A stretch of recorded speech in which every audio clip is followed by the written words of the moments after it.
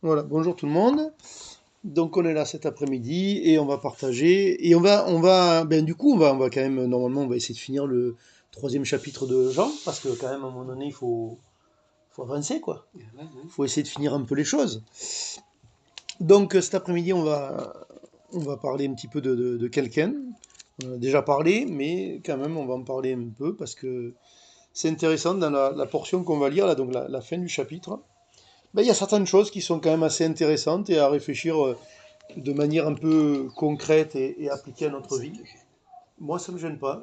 Ceux qui sont de l'autre côté de l'enregistreur, peut-être, mais écoute, ils verront qu'il y a des tournois de Sixte dans le Gard, avec des micros qui parlent fort et que ça résonne un peu dans la nature.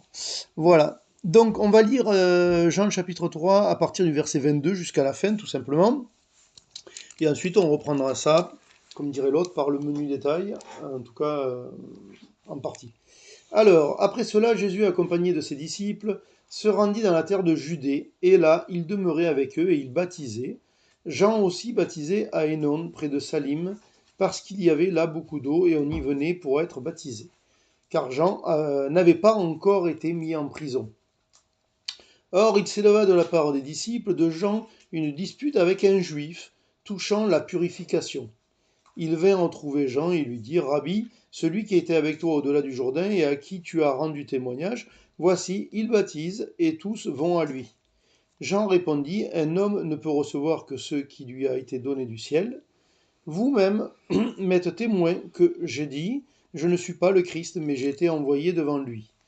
Celui à qui à qui appartient l'épouse, c'est l'époux.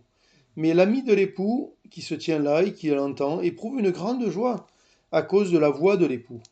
Aussi, cette joie, qui est la mienne, est parfaite. Il faut qu'il croisse et que je diminue. Celui qui vient d'en haut est au-dessus de tous. Celui qui est de la terre est de la terre, et il parle comme étant de la terre. Celui qui vient du ciel est au-dessus de tous. Il rend témoignage, il rend témoignage de ce qu'il a vu et entendu, et personne ne reçoit son témoignage. Celui qui a reçu son témoignage a certifié que Dieu est vrai, car celui que Dieu a envoyé dit les paroles de Dieu, parce que Dieu ne lui donne pas l'esprit avec mesure. Le Père aime le Fils, et il a remis toutes choses entre ses mains. Celui qui croit au Fils a la vie éternelle. Celui qui ne croit pas au Fils ne verra point la vie, mais la colère de Dieu demeure sur lui. Donc on a plein de choses ici. Alors on va avancer doucement et donner quelques éléments pour juste débroussailler un peu certaines choses. Donc dès le début, donc au départ, il nous a dit quoi? Après cela, Jésus, accompagné de ses disciples, il se rendit donc dans la terre de Judée et il est dit qu'il baptise, tout comme Jean continue de baptiser, toujours le baptême de repentance. Et c'est intéressant parce qu'en fait, quand on va lire au début du chapitre 4, donc chapitre suivant, au verset 2, ben, je vais vous le lire parce qu'en fait, c'est pas Jésus qui baptise. Le Seigneur sut que les pharisiens avaient appris qu'il faisait et baptisait plus de disciples que Jean. Toutefois, Jésus ne baptisait pas lui-même, mais c'était ses disciples. Donc voilà. Donc après, voilà, il faut comprendre que c'est une formule un peu générique qui est utilisée par Jean pour dire que Jésus baptise, mais en fait, il veut insister, je pense, sur le fait que les deux sont plus ou moins au même endroit, dans le même, et puis qu'ils font en fait quelque part, en tout cas à première vue, ils font la même chose, ils baptisent. Et donc jusque-là, c'est rien, c'est juste une information supplémentaire au verset 24, il dit car Jean n'avait pas encore été mis en prison. Alors c'est intéressant parce qu'en fait, je suis même pas allé vérifier, mais je pense pas que l'évangile de Jean en parle dans la suite. Attends, je tourne un peu les pages, mais je crois pas. Euh, ouais, ouais, non, c'est sûr qu'il ne doit pas en parler. Donc en fait, juste cette phrase, elle a un intérêt très simple, c'est que ça nous montre que l'évangile de Jean a été écrit après les trois premiers, les synoptiques. Ben, ça, bon, ben, ok, c'est pas un scoop, mais ça veut dire aussi que du coup, ça a été écrit avec, entre autres, comme objectif de compléter un peu les synoptiques. Parce qu'en fait, il est vrai que, ce que je veux dire par là, c'est que l'arrestation de Jean le Baptiste Je crois que Jean n'en parle pas après. Et donc là, il précise du coup, parce que il part forcément de l'idée que les gens qui vont le lire ont lu les synoptiques, qu'ils savent très bien qu'à un moment donné, il a été arrêté, et qu'il a été en prison, et qu'on va lui couper la tête, en fait. Donc du coup, ça situe un peu la chose. Et oui, une autre chose, donc du coup, par rapport au fait qu'il complète, en fait, c'est vrai que dans l'évangile de Jean, ça va pas être le sujet de cet après-midi, mais il y a beaucoup de choses qui ne sont pas dans les autres évangiles. La discussion qu'on a eue là précédemment avec Nicodème, elle n'y est pas. La femme au puits, elle n'y est pas. La femme adultère, ça n'y est pas par ailleurs. Enfin voilà, il y a pas mal de choses comme ça qui sont finalement que dans l'évangile de Jean et qui apportent un complément et un éclairage un tantinet différent que les autres. Donc du coup, on est là, et la suite est intéressante parce qu'il est dit, au verset 25, Or il se leva de la part des disciples de Jean, une dispute avec un juif touchant la purification. Donc là, en fait, la purification, en fait, il parle du baptême. Et donc du fait que, alors le juif, on ne sait pas qui c'est, peut-être qu'il est... Non, il ne devait pas être avec Jean, mais il était extérieur un peu à la situation apparemment, ou peut-être qu'il était intéressé par le message, on ne sait pas. Mais en tout cas, quand on voit notamment la suite de la discussion, en fait, c'est un peu les disciples de Jean qui presque veulent vendre leur poulain au détriment de Jésus. C'est-à-dire, non mais notre champion, il est mieux que l'autre, quoi. Il était là avant, quoi. Enfin, je veux dire, pourquoi tu viens pas avec nous? C'est un peu ça, quoi, peut-être. Et donc, du coup, donc, il s'élève une dispute, bon, ben, très bien. Et du coup, il vient trouver Jean et lui dire, Rabbi, celui qui était avec toi au-delà du Jourdain, et à qui tu as rendu témoignage, voici, il baptise, et tous vont à lui. Donc, en fait, il y a quelque chose qui les dérange, les disciples de Jean, ceux qui continuent de suivre Jean, en fait, une chose qui les dérange, c'est la popularité de Jésus. En fait, nous, on t'a suivi, on pense que c'est bien, ce que voilà, très bien. Peut-être qu'on n'a pas tout compris à ce que tu voulais dire aussi, d'ailleurs, Jean-Baptiste. Mais en tout cas, on est avec toi. Et là, enfin, nous, ça nous embête parce qu'on pense qu'on est dans la bonne équipe. Et il semblerait qu'il y ait une équipe meilleure avec le gars là-bas, quoi. Et en plus, il est juste à côté. Il n'est pas à l'autre bout du pays. Il est à côté. Apparemment, il fait la même chose que nous. Donc, en fait, on vient vers Jean et on dit, en fait, bon, ben, qu'est-ce qu'on doit penser de tout ça, quoi? Qu'est-ce qu'on doit penser de tout ça, finalement? Hein, c'est quoi tout ce bazar, quoi, quelque part? Et c'est intéressant parce que, du coup, une chose qu'on voit dans la réponse de Jean, en tout cas dans le début de réponse, parce que là, il est dit,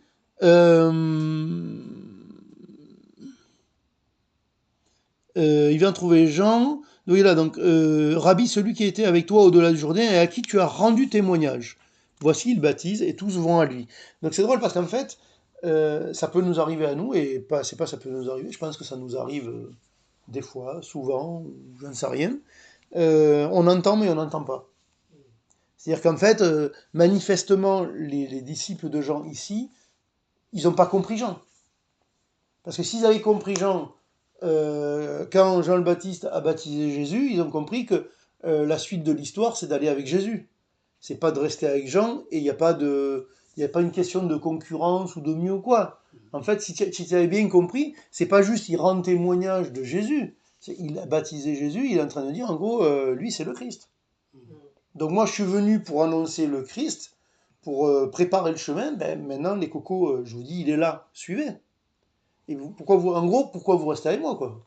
Donc quelque part, clairement, ils n'ont pas tout compris.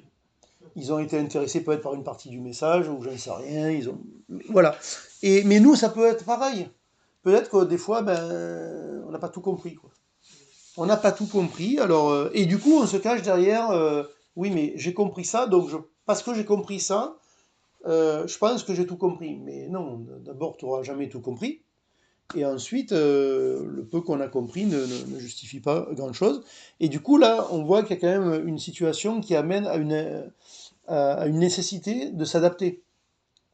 C'est-à-dire que là, normalement, il faudrait qu'ils passent à autre chose, en fait, là, les disciples de Jean.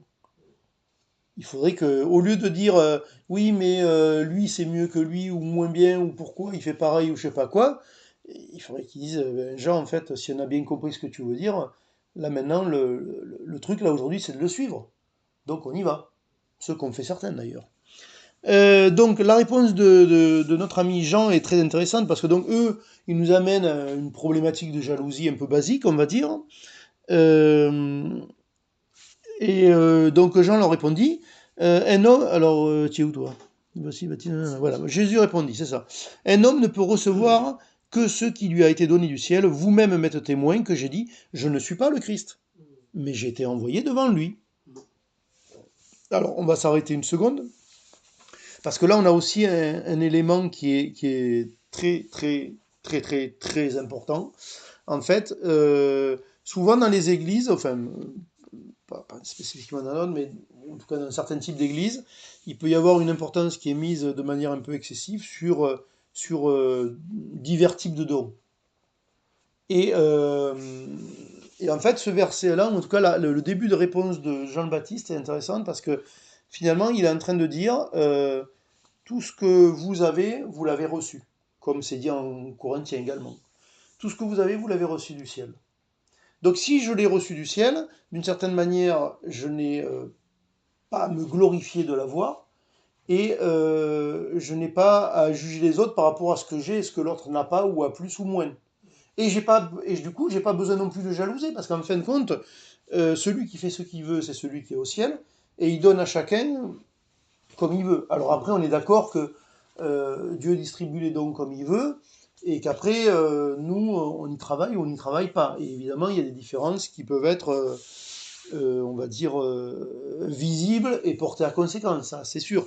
Mais quand même, là, ici, Jean, il dit, un homme ne peut recevoir que ce qui lui a été donné du ciel. Vous-même êtes témoin que j'ai dit, en fait, dans son contexte, Jean, il est en train de dire, mais moi, la part qui m'a été donnée, c'est d'annoncer le Christ et de faire le baptême de repentance. Lui, manifestement, vous devez comprendre qu'il lui a été donné plus. Donc c'est pas la peine de comparer ou de dire ça va pas, ou je sais pas. Alors, application pour nous et dans les églises, ne jalousons pas les dons des autres en fait. Ne jalousons pas, ne cherchons pas déjà à avoir ce qui ne nous a pas été donné. Et c'est déjà une première chose. Et deuxièmement, c'est pas la peine de jalouser les autres. Et si l'autre, il y a plus de résultats, il y a plus de succès, on va dire, que lui ou que moi, et ben, soit moi j'ai plus à faire et je fais pas suffisamment bien ce que j'ai à faire, mais s'il a été donné plus à lui, eh ben, il a été donné plus à lui. Et puis c'est tout. Et à la limite, nous sommes le corps de Christ et apprenons plutôt à nous réjouir du fait que, normalement, les dons sont donnés pour l'édification du corps. Donc normalement, tout le monde doit en bénéficier. C'est-à-dire que si l'autre il prêche mieux que moi, eh ben tant mieux, on va en profiter. Plutôt que de se dire, ah ouais, zut, ouais, ah purée, lui il a trouvé ça, moi je n'ai jamais vu ça. Ça, je l'ai jamais vu, c'est pas moi qui l'ai dit. Bon ben, je vais essayer de le plagier un de ces quatre, mais bon, c'est pas moi quoi. On m'applaudira pas moi quoi. Ouais, mais c'est pas grave parce qu'en fait, ce qu'on a besoin de comprendre de temps en temps, c'est que nous ne sommes rien. Alors, bien sûr, hein, on sait bien que nous, intérieurement, dans le premier homme, on pense qu'on est quand même assez important, quoi. Quand même assez important, les gens nous doivent des choses, etc., etc. Mais c'est pas vrai. Et c'est pas ce que dit la parole de Dieu. Elle dit l'inverse. Non, non, en fait, vous êtes rien, les cocos. Et après, celui qui exerce son don, quel qu'il soit, le chant, la prédication, l'enseignement, ce que tu veux, le service, l'hospitalité, je ne sais rien, peu importe. Conduire le minibus, voilà, etc. Les enfants, le machin, le truc. Euh, Qu'est-ce que j'allais dire là? Je suis perdu. Oui, donc celui qui exerce le don, je sais plus, oui, il ne doit pas se comparer à les autres, mais je sais pas. On va avancer, ça reviendra peut-être. Je sais plus. J'avais un truc à dire, mais je sais plus. C'est pas grave. Donc on va continuer. Ensuite, par contre, très important, verset 29, celui à qui appartient l'épouse, c'est l'époux. Donc là, on comprend bien, et d'ailleurs il va dire dans la suite, que l'époux, en gros, c'est Jésus, et que donc l'ami de l'époux, ça va être Jean le Baptiste. Hein. Et on va aujourd'hui en rester à ce niveau-là. Celui à qui appartient l'épouse, c'est l'époux. Mais l'ami de l'époux qui se tient là et qui l'entend éprouve une grande joie à cause de la voix de l'époux. aussi cette joie qui est la mienne est parfaite. Et là, c'est important parce que ça veut dire, j'ai reçu des dons moins que lui, mais ma joie, elle est parfaite en l'écoutant, lui, en écoutant l'époux. Et donc ça c'est important quand même. Parce que finalement, même naturellement, bêtement, dans notre vieille nature pécheresse, quand on veut être applaudi, c'est pourquoi? C'est pour avoir de la joie, en fait. Et bien en fait, là, Jean le Baptiste, il explique, non mais la joie, vous allez la trouver en étant à votre place et en vous réjouissant de ce que vous avez à vous réjouir. Et pas en voulant être le calife à la place du calife, en fait. Ensuite, on continue. Qui est la mienne est parfaite. Ok, alors voilà, ça on y reviendra, on va quand même le lire déjà de suite. Verset 30, il faut qu'il croisse et que je diminue. Donc du coup, ça c'est un peu le verset phare de cette portion, c'est un verset qui est très connu, etc. Et c'est intéressant parce qu'il il est dit dans un ordre et pas dans l'autre. Il est dit, il faut... Où est-ce qu'il est lui? Il faut qu'il croisse et que je diminue. Il n'est pas dit, il faut que je diminue afin qu'il croisse. C'est un peu vrai. Mais c'est quand même pas ce qui est écrit. C'est pas ça qui est écrit. Il est écrit, il faut qu'il croisse et que je diminue. Et le fait que ça soit dit dans cet ordre-là est intéressant parce que ça veut dire que c'est inéluctable. C'est, on va dire, arrêté par Dieu. Il faut qu'il croisse et que je diminue. Mais en fait, c'est dans l'ordre des choses, ça va se passer comme ça. Ça va se passer comme ça. Il a été diminué. Et alors oui, et alors ce qui est intéressant aussi, c'est que pour le coup, tu dis oui, il a été diminué au niveau du coût, mais c'est exactement vrai parce que tout à l'heure je disais au verset 24 qu'il n'était pas encore en prison, mais ici, de manière technique, parce qu'on pourrait se dire un truc avec ce que j'ai dit, on va dire, attends, les disciples de Jean, ok, ils devraient avoir compris Jean, ils devraient laisser tomber Jean et suivre Jésus. Mais on pourrait se dire, mais Jean, qu'est-ce qu'il fout là au milieu? Pourquoi il continue? Ça sert à quoi en fait? Puisque il est là pour annoncer la suite et la suite vient. Pourquoi tu continues? Alors, j'en sais rien, peut-être parce que justement le message de Jésus, il est pas bien entendu dans son premier passage à Jérusalem, on l'a vu dans le chapitre précédent. Ok, il continue, et puis bon, de toute façon, il était là, il faisait ce qu'il avait à faire, et il continuait finalement d'orienter les gens vers Jésus. Mais par contre, ce qui est intéressant, c'est que là, encore une fois, c'est pas lui qui, pour le coup, c'est pas lui qui a diminué quelque part volontairement. En fait, pour diminuer, on l'a mis en prison. Enfin, c'était pas le but de ceux qui l'ont mis en prison, mais du coup, le résultat de le mettre en prison fait qu'il diminue, puisque son ministère, ça y est, c'est fini. Et puis on lui coupe la tête et c'est terminé tout court. Donc on passe à autre chose, et le autre chose, c'est Jésus. Mais les choses arrivent de manière un peu inéluctable, et c'est quand même intéressant de considérer qu'il y a des choses qui se passeront de manière inéluctable, et que nous, on est peut-être juste appelés à participer à ces choses-là, et pas forcément à les susciter. Jean, lui, il n'a rien suscité. Il est venu pour prêcher la repentance, il a reconnu Jésus et qui était Jésus, il l'a baptisé, il a continué ce qu'il avait à faire, et les événements ont continué, certains sont partis avec Jésus, puis sa popularité à lui a diminué, à un moment donné, parce qu'il a été intègre, il a été en prison, et on lui a coupé la tête. Donc, voilà. Et donc, nous, après, évidemment, en termes d'application dans notre vie, effectivement, la chose à voir, c'est qu'effectivement, il faut que lui grandisse et que nous diminuons. Et nous pouvons être en partie participants de cette chose-là dans notre vie à travers nos choix, nos acceptations, nos repentances, etc. quoi. Et on continue un petit peu. Donc verset 31, celui qui vient d'en haut est au-dessus de tous, celui qui est de la terre est de la terre. Donc celui qui est de la terre, c'est Jean-Baptiste, celui qui vient d'en haut, c'est Jésus. Et il parle comme étant de la terre, ça c'est lui, Jean le Baptiste. Je parle comme étant de la terre, je ne peux pas parler comme étant du ciel, je ne suis pas allé au ciel. Je peux vous parler que de la terre, quelque part. Et celui qui vient du ciel est au-dessus de tous. Il rend témoignage de ce qu'il a vu et entendu, et personne ne... Alors c'est intéressant ça, parce qu'il est dit, il y a des manières de dire les choses qui sont quand même assez étonnantes à les gens, parce que des fois il dit, et puis il se contredit juste derrière. Donc au début du chapitre, Jésus baptise, début du chapitre d'après, non, en fait c'est pas Jésus, c'est ses disciples. Et ici, c'est encore plus rapide, c'est dans la foulée. Donc il rend témoignage de ce qu'il a vu et entendu, et personne ne reçoit son témoignage. le verset suivant, celui qui a reçu son témoignage. Alors, personne ne l'a reçu ou quelqu'un l'a reçu son témoignage? Ben, en généralité, les gens ne l'ont pas reçu. Et on sait effectivement que Jésus, voilà, il n'a pas été trop reçu quand même. Mais celui qui l'a reçu, parce qu'il y en a qui vont le recevoir, et il y en a qui sont déjà élus, puisque les disciples de Jean sont en train d'expliquer qu'il y a une forme de popularité autour de Jésus. Donc celui qui a reçu son témoignage a certifié que Dieu est vrai. Car celui que Dieu a envoyé dit les paroles de Dieu, parce que Dieu ne lui donne pas l'esprit avec mesure. C'est intéressant cette formule, parce que on se dit, bon, que ça veut dire? Bon, oui, ça veut dire que, oui, bon, ben, oui, on va dire qu'il est plus spirituel, il est plus que Jean-Baptiste, il est ceci. En fait, ça parle d'autre chose. Dans l'Ancien Testament, les prophètes avaient l'esprit ponctuellement. Il y a le ministère de l'esprit, du Saint-Esprit sur les prophètes.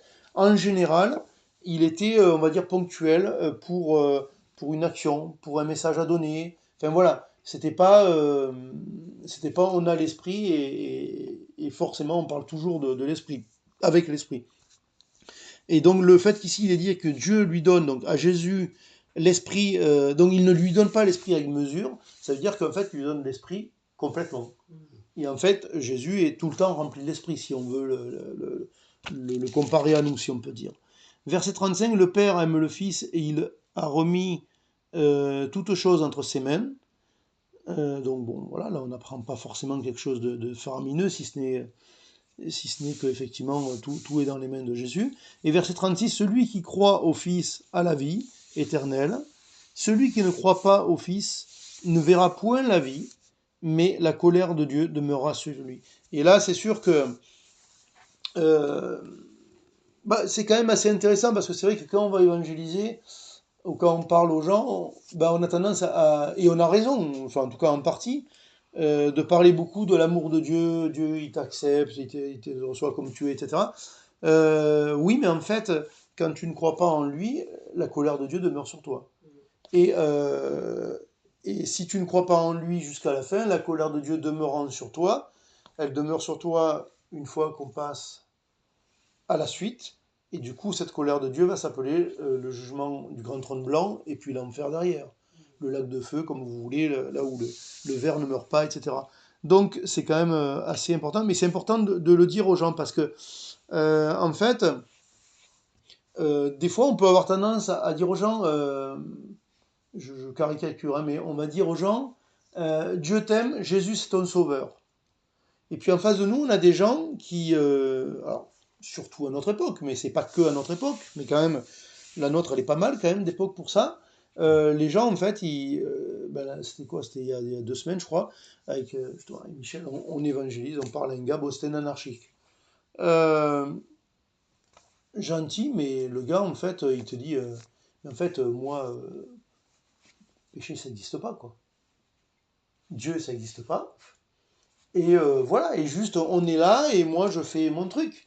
Et donc ce que je veux dire par là, c'est que tant que les gens ne sont pas à un moment donné convaincus par l'esprit qu'ils sont pécheurs, il n'y a pas de sauveur. Et il n'y a pas de salut. En fait, je parle dans le vide. Et quiconque parle dans le vide, en fait. Ce que je veux dire par là, c'est que si je veux parler Parce que l'amour de Dieu, c'est quoi? Il a pris ma place sur la croix. Et donc ça veut dire qu'au préalable, il y a un problème. Et qu'il est venu régler le problème. Et tant que je n'accepte pas le fait qu'il y a un problème, je ne peux pas accéder à la solution. C'est pas possible. Donc pour le salut éternel, c'est le cas. Je veux dire, si les gens pensent qu'ils sont très bien, qu'on n'a rien à leur reprocher, que Dieu devrait les applaudir tous les jours, Jésus sur la croix, ça veut dire ça n'a aucun sens. Tu viens me dire, ouais, mais Jésus il t'aime, il a montré en allant sur la croix. Non mais d'ailleurs, des fois dans la rue, il y a des gens qui m'ont dit ça, ils m'ont dit, non mais il pouvait s'abstenir, hein, c'était pas la peine. Enfin, moi, j'ai rien demandé à Jésus. Pourquoi il va sur la croix, ça? Mais que dalle, quoi. Je veux dire, non. Puis de toute façon, moi j'ai fait de mal à personne, et puis je suis une gentille personne, et puis je fais de mon mieux, et voilà. Ah bah oui, oui, bien sûr, on fait des fautes, on n'est pas parfait, oui, bien sûr, oui. Mais ça va quand même, hein. Fallait pas qu'il se dérange, hein. Eh bien ouais, mais arrête de lui parler que Dieu l'aime, parce qu'en fait, il a besoin d'entendre que, en fait, tu es sous la colère de Dieu, parce qu'il y a le péché en toi, indépendamment du fait que tu en commettes ou pas, Et la solution, et Dieu te propose une solution à ça. Mais si tu n'es pas d'accord avec le constat de dégradation totale, euh, ben tu n'auras pas accès à la solution de Dieu. Et nous, chrétiens, nés de nouveau, sûrs d'aller au ciel, qui avons reçu l'Esprit, qui sont enfants de Dieu, et ben nous, au quotidien, nous avons deux natures. Au quotidien, nous péchons, nous avons des mauvaises pensées, des mauvaises paroles, des mauvaises actions, etc. etc. Alors, ok, hein, un degré plus ou moins élevé, plus ou moins de conséquences, on peut discuter tant qu'on veut, mais c'est pas le problème, c'est pas la peine d'en discuter. Euh, mais, euh, mais tant que moi, devant Dieu, je ne suis pas d'accord avec le constat de Dieu sur mes fautes, etc., eh ben, je ne peux pas être spirituel. Et je ne peux pas. En fait, je refuse de diminuer. Je refuse de diminuer. Alors, à la fin, je vais être diminué, hein, parce qu'on va aller au ciel. Mais je veux dire, je refuse de diminuer. Parce que finalement, même si je suis né nouveau, même si j'ai ouais, mais là, sur ce point-là, je ne suis pas d'accord avec Dieu. Et là, je pense quand même que j'ai un peu raison, quand même. Alors, je ne vais pas dire que Dieu a tort, mais j'ai un peu raison. Ouais, mais si tu as un peu raison, ça veut dire que Dieu, il a complètement tort, en fait. Même si tu ne vas pas le dire, tu vas pas oser le dire, tu vas même pas oser le penser, peut-être. Mais en fait, le problème, il est là. Il est que si tu es pas d'accord avec Dieu sur le constat de, comment dire, de, oui, de dégradation, je sais pas qu'est-ce que je chercherai un autre mot, mais euh, tu ne peux pas vivre la solution. Tu ne peux pas vivre la solution. Et donc, ben, tu vis comme un homme naturel sans la vie de Dieu. Je vis comme un homme naturel sans la vie de Dieu. Et là, ben, tout peut arriver comme dans ce monde, en fait, tout simplement. Tout peut arriver comme dans ce monde. Parce que je ne suis pas nourri par la vie de Dieu, parce que en fait, je suis pas d'accord sur les choses négatives. Si, je veux être d'accord avec Dieu sur les choses positives, en fait. Je veux être d'accord avec Dieu sur le fait que je vais être au ciel, je vais au ciel. Je veux être d'accord avec Dieu sur il m'aime inconditionnellement. Je veux être d'accord avec Dieu sur il m'accepte sans condition. Mais je veux pas être d'accord avec Dieu sur je suis un pécheur et la dépravation du péché, elle est totale, irrémédiable et je peux absolument pas m'en sortir moi-même et m'améliorer d'un pouce. Mais j'ai besoin d'accepter ça en fait. Et du coup, dans notre vie, à nous qui sommes chrétiens, ben, euh, ça, se, ça se cache derrière ben, des choses concrètes. J'ai des pensées qui sont pas correctes, j'ai des regards qui sont pas corrects, j'ai des paroles qui sont pas correctes, j'ai des fois des actions qui sont pas acceptables non plus. Alors, je peux pas devant Dieu, je peux pas me cacher derrière, c'est pas très grave. Ça a pas trop de conséquences, etc., etc. Non, je peux pas. Oui, là, à l'instant T, j'ai l'impression que c'est pas très grave, que ça a pas trop de conséquences, etc. Oui, mais j'en sais rien en fait spirituellement. J'en sais rien. Donc, ma seule part, c'est d'accepter ce que Dieu dit, c'est d'accepter d'être guidé par Dieu en fait. Et donc, ben, j'accepte ce qu'il dit, et puis même quand je vois pas les choses, parce que pour moi, ben, je sais pas, oui, là, mon propos, il a été peut-être un peu déplacé, mais pas très grave. Et du coup, je vais faire comme les disciples de Jean, quelque part. Ouais, mais c'est moins grave que ce qu'il a dit l'autre là-bas, quand même. Puis attends, lui, là, t'as vu ce qu'il a fait? Voilà. Attends, compare un peu, et puis je veux dire, on parle d'une broutille, là, dans ma vie. Eh bien, peut-être, mais est-ce que Dieu dit que c'est une broutille? Est-ce que Dieu t'a dit que c'était une broutille? Peut-être pas. Peut-être que non, non, Dieu il m'a dit, Dieu peut-être qu'il met le doigt là, il dit ben ça, il faudrait que ça se passe autrement. Et moi je dis non mais c'est pas grave, on verra plus tard.